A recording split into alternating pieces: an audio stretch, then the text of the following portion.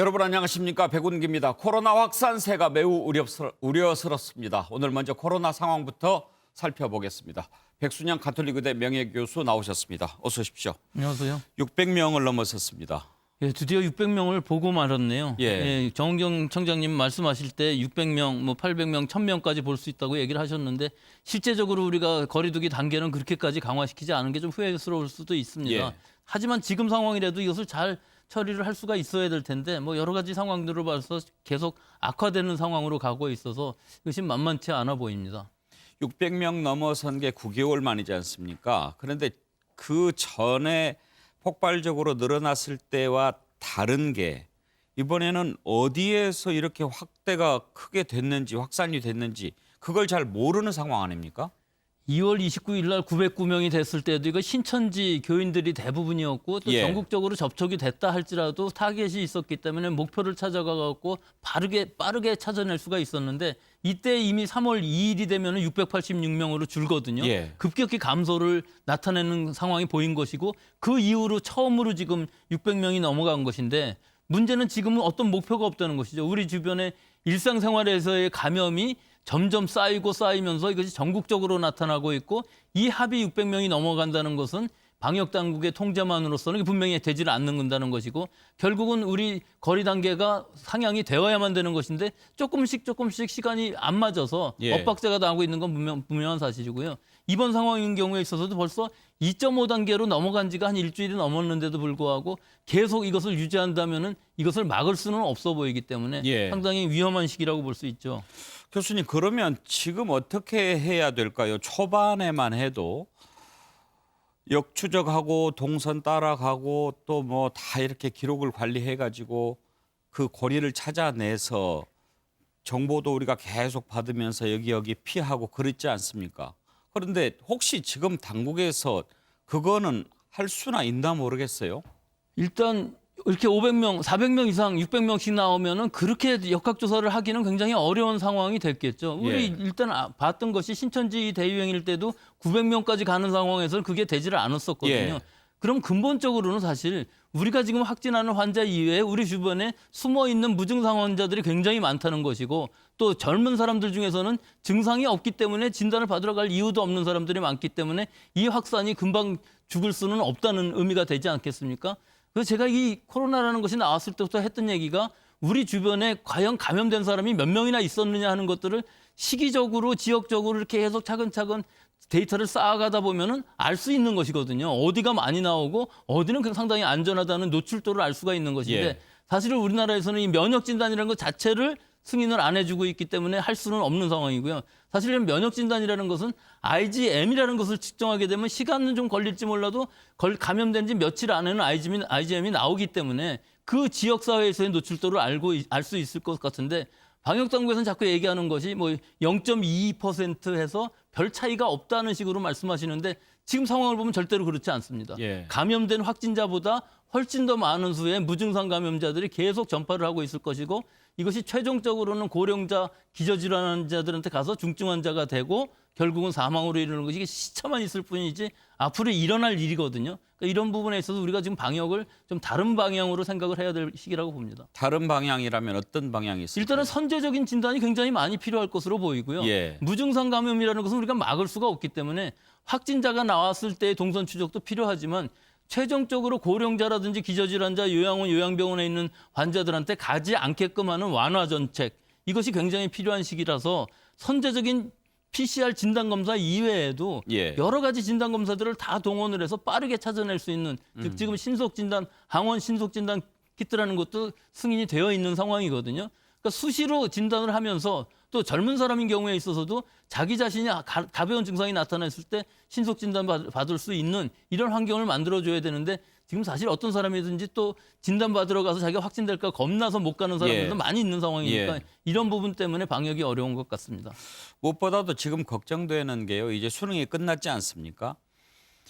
일단 첫 번째 걱정은 수능이 끝났기 때문에 어떤 해방감 때문에 학생들이 우르르 몰려 나오고 또 그렇게 모이고 이런 것들 좀 걱정하는데 그것은 좀 주의를 당부하고 조심해 달라 이렇게 얘기하고 있으니까 스스로 잘 할 수 있을 거라고 믿습니다. 그런데 그거 외에 이제 곧 논술, 면접, 또 수시 이런 게 있지 않습니까? 그런 경우는 어쩔 수 없이 이동을 해야 되잖아요. 지방에서도 서울에 있는 대학에 면접도 보러 오고 그래야 되고 이렇게 이동하는 경우는 매우 위험할 수 있는 거잖아요.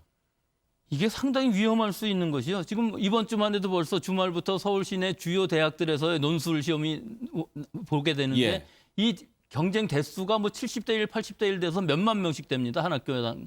그럴 때 만약에 지방에서 올라오실 때 혼자 올라오겠습니까? 학부모님들 같이 올라오고 뭐 친구들도 같이 올라오고 어디 숙소든지 친지집에 머무르게 될 텐데 전국적으로 이렇게 이동이 일어나면서 또 다시 서울에 왔다가 혹은 다른 주요 대학의 시험을 보고선 다시 고향으로 돌아가는 상황이 되기 때문에 이 부분이 상당히 우려가 될 수가 있고요. 또 여기서 한 가지 제일 중요한 부분은 이 격리 환자, 즉 자가격리 환자라든지 확진자 또 증상을 나타내는 사람들은 시험 보기가 상당히 어려운 상황이 되어 있어요. 학교마다 예. 다 다르고 아마 지금 자가격리자인 경우에 있어서는 방역당국이랑 얘기가 돼갖고 별도의 시험장을 만들어주는 것으로는 되어 있을 것으로 보이는데 일반적으로 수험생의 입장에서 생각을 해보면은 예. 지금 상황에서 아무리 증상이 있어도 해열제 먹고서 열을 떨어뜨리는 한이 있어도 일단 시험 보러 가고 싶지 진단검사 받으러 갈 그렇겠죠. 상황은 분명히 아니거든요. 예. 그러니까 이 부분은 현실은 이렇기 때문에 진단검사 받으러 가라고 아무리 권고를 해도 이것은 개인의 이익과 반하기 때문에 자기의 불이익을 감수하면서 진단검사 받으러 갈 사람이 별로 없어서 우리나라 전체의 방역에 올겨울에 제일 큰 도화선이 될 수도 있는 시기라고 봅니다. 물론 당국에서 여러 가지 고려했고 걱정이 많이 있었겠지만 수능이라고 하는 게 50만 명 아닙니까? 좀 덜 되지만 그래도 인구의 1%입니다. 그게 이렇게 한꺼번에 움직이고 또 수능이라고 하는 큰 일이 계속 이렇게 이어지는 일들이 많은데 이런 걸 예상했더라면 지난번에 좀 단계를 좀 더 강화했어야 되는 게 아닌가 지금 와서 생각해 보면 좀 아쉬운데요. 근데 그 상황은 사실은 뭐 이해는 갑니다. 2단계로 한 것은 조금 늦었지만 2단계를 했으면은 그 다음에 두고 보면서 2.5단계의 수준이 지나갈 때쯤이면 선제적으로 2.5단계를 했어야 되는데 그것이 자꾸 늦어지기 때문에 이 방대본, 뭐 중대본, 이 중수본 여러 군데에서 결정을 하는 것이긴 하지만 이 부분에 좀 선제적인 것, 신속한 이 격상 같은 것들은 상당히 좀 아쉬운 부분이 분명히 있습니다. 예. 자, 지금 상황이 심각해지고 있습니다. 특히 수도권이 심각하지 않습니까? 그래서 서울시에서 일단 멈춤 조치를 내렸습니다. 어떤 내용인지 발표 내용을 먼저 들어보겠습니다. 지금 서울은 절체절명의 위기를 맞고 있습니다. 더 이상 물러설 곳이 없습니다. 내일 12월 5일부터 저녁 9시 이후 서울을 멈추겠습니다. 1일 신규 확진자가 300명 가까이 늘어난 건 코로나 발생 이후 역대 최대치입니다. 눈덩이처럼 불어나는 확진자 수는 지금까지의 조치로는 위기 대응이 불가능하다는 것을 역설하고 있습니다. 서울시는 전반적인 경제 사회 활동이 마무리되는 밤 9시 이후 도시 불을 끄겠습니다. 이번 조치는 12월 5일 토요일 0시부터 2주간 전면 시행됩니다. 목표는 2주 내 1일 평균 확진자를 100명 미만으로 낮추는 것입니다. 예, 도시의 불을 끄겠다. 완전 멈춤. 풍기는 메시지는 아주 강력합니다. 지금 일단 기존 2단계에서 집합 금지 명령이 내려졌던 유흥시설 그리고 9시 이후에 운영이 중단됐던 음식점, 카페, 실내 체육시설, 아파트 내 헬스장 여기에 이제 상점, 영화관, PC방, 오락실, 독서실, 스터디 카페, 놀이공원, 이미용업, 마트, 백화점 모든 시설들이 이제 밤 9시에는 문을 닫아야 한다는 것입니다. 그런데 교수님 이게 2.5단계하고 다른 게 뭐죠? 글쎄요, 저는 이게 좀 이해가 안 가는 것이 일단 2.5단계로 격상을 한 다음에 좀 더 강력한 게 필요하면 3단계 조치도 끌어다가서 다 하는 것이 지금으로 얘기하면 2.5 플러스 알파를 하는 것이 더 좋을 것으로 보이는데 예. 그래서 2단계를 하면서 이렇게 복잡하게 할 필요가 있느냐. 일단 우리 서울 시민들한테 메시지로 보면은 지금 이렇게 291명이나 나올 정도로 계속 폭증하고 있기 때문에 우리는 2.5단계로 상향해야 된다는 것이 더 큰 메시지 아니겠습니까? 일단 메시지를 하고 그다음에 10인 이상 집회 금지라는 것은 사실 3단계 정도의 수준이거든요. 그러니까 3단계에서 할 수 있는 조치들도 2.5단계에서 끌어서 서울 경기권 같은 경우는 미리 선제적으로 좀 하면 좋겠는데 예. 왜 이렇게 복잡하게 하는지 우리 국민들이 이해를 잘 못할 것 같아요.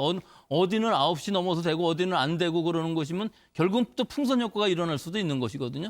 뭐 예를 들자면 프랜차이즈 뭐 빵집이라든지 이런 데 같은 경우는 들어갈 수도 있어요. 지금 상황에서 보면은. 그렇기 때문에 이런 부분들이 뭐 확실하게 어디서부터 어디까지 다 검토는 못 해봤습니다만 이런 거보다는 간단 명료하게 2.5단계라는 것을 먼저 실시하는 것이 어떤가 저는 그렇게 생각을 하는데 왜 이렇게 되는지는 잘 모르겠습니다. 글쎄요. 그러려고 단계를 세분화한 게 아닌가 예, 싶은데요. 그렇게 했고 지금 벌써 숫자는 훨씬 더 지나가고 있거든요. 다 모든 면에서 보면 병상도 부족하고 의료 체제도 지금 핍박이 되고 있고 환자 수도 그렇고 뭐 여러 가지 면에서 2.5단계를 하는 시간이 지나갔는데도 불구하고 서울 수도권만이라도 2.5단계를 빨리 격상하는 것이 필요한 시기로 보이는데 그것은 하지 않고 이런 정밀 방역이라는 이름으로 하고 있는데 저는 좀 이 부분은 개인적으로는 이해가 잘 안 갑니다. 지금은 2단계 플러스 알파죠. 지금 2단계 플러스 알파로 뭐 정밀 방역을 한다는 의미인데요. 그러면 2.5단계가 아니고 뭐 이건 2단계 플러스 베타인가요? 그건 잘 모르겠습니다. 서울시만의 지금 조치이기 때문에 예. 전국적인 것은 아니고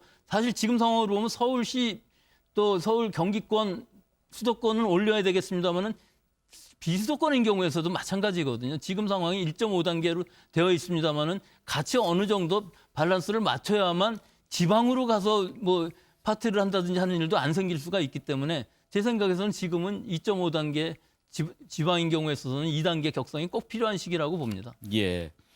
어떻게 해서든지 단계를 높이지 않고 막아보려고 하는 그런 안간힘 같이 느껴지긴 합니다만 그래도 단계를 세분화했으니까 확실히 좀 할 필요가 있지 않겠냐 싶은데 교수님 끝으로 이제 주말이고 다음 주 월요일 날 또 어떻게 될까 이게 제일 궁금한데요. 어떤 게 큰 변수가 될까요?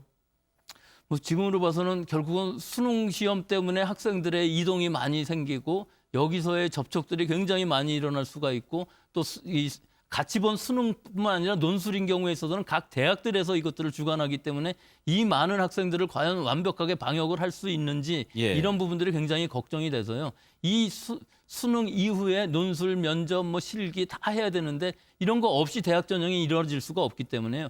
이 대학 입학 전형이라는 것이 우리 일상생활뿐만 아니라 굉장히 많은 사람들이 관련돼 있거든요.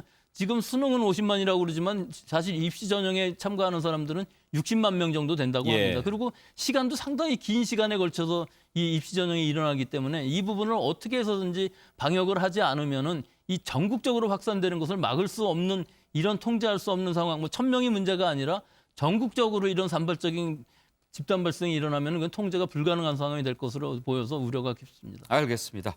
백순영 교수와 함께 코로나 상황 점검해 봤습니다. 감사합니다.